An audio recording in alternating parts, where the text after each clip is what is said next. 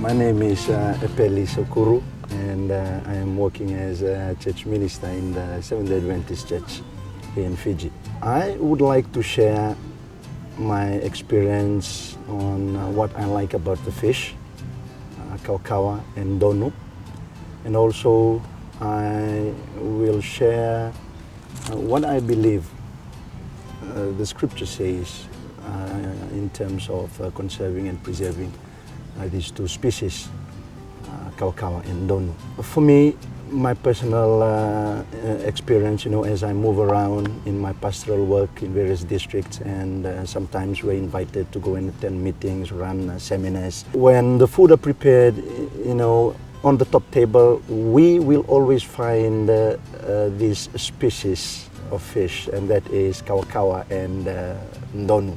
And I believe that it is, if not the most delicious fish out of all the species that I have ever come across. I love it. I just love it. For us, we believe, as the scripture outlines in Genesis chapter 1, that it was created by God, and we believe in the idea of stewardship, that we are good stewards, and so we are to look after all living organisms.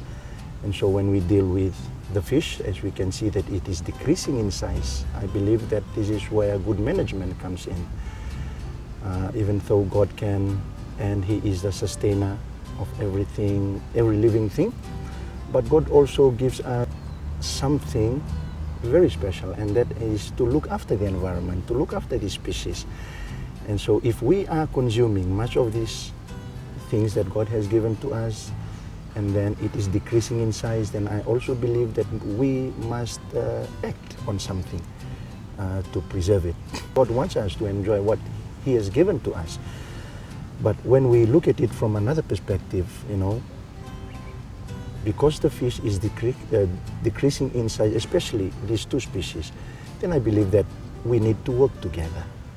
I believe that I have a part to play in preserving the fish, not only preserving it, but conserving it as well.